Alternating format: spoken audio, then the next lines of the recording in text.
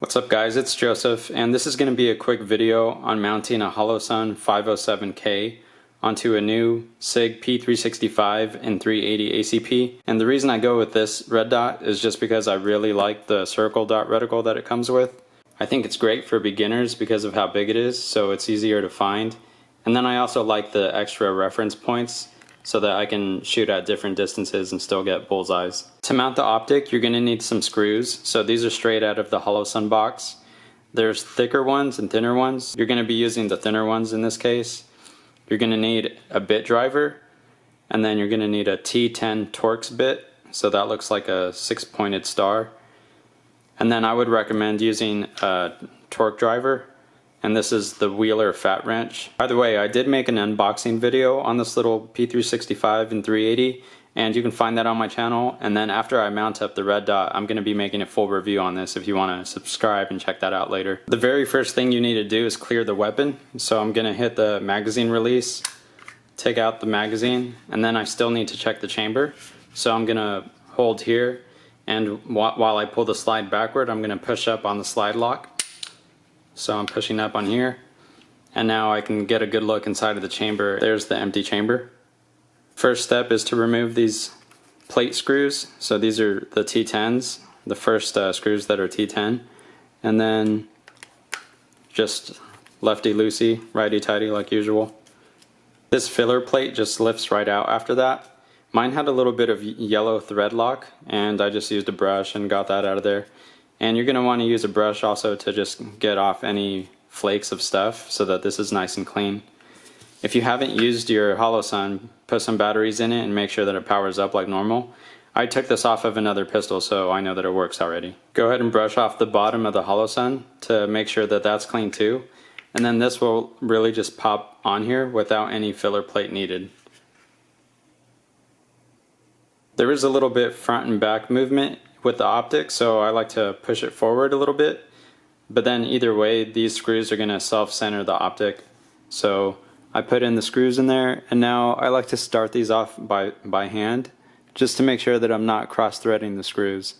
So these are going in nice and smooth with just my finger strength, and then now they're stopping.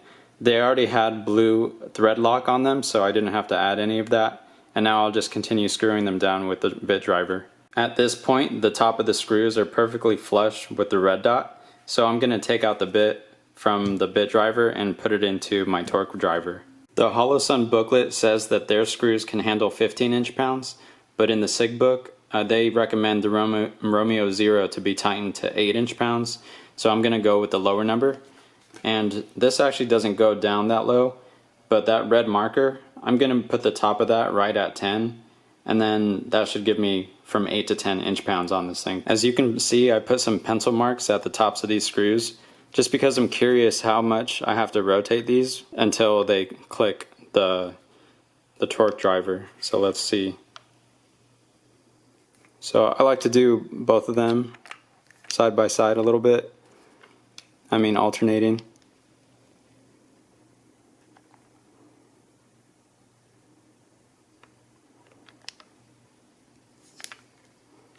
So this one clicked once.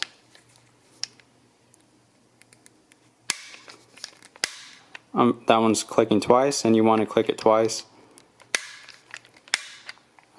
Okay, so there you go. That's about how much they rotated using the 8 inch-pound recommendation. So now what you would want to do is use the pencil and mark make a mark from the screw to the optic. So I'll show you this in a little bit. And that way you're going to know if these screws are loosening up on you or not. So check that periodically. Here it is on the Sig. You don't get the rear iron sights, but you get some iron sights that are built into the optic. So I wonder where that's going to line up at. So that's about it for mounting. Now it's time to test the optic and the pistol together for my full review. Like I said, after a couple magazines, you're going to want to check the tightness of the optic on there. That felt very light at 8 inch-pounds. Usually I do like 10 to 12, but they say 8, so I'm going to go with that. And then if you feel like you're loosening up, then you know that you have to tighten past the mark that's on the optic, because that's how tight you tightened it last time. Alright guys, if you liked the video, please give me a like, subscribe, and share. And then I'll talk to you guys next time when I make a full review on this, or talk about some other topic that I'm sure you'll like.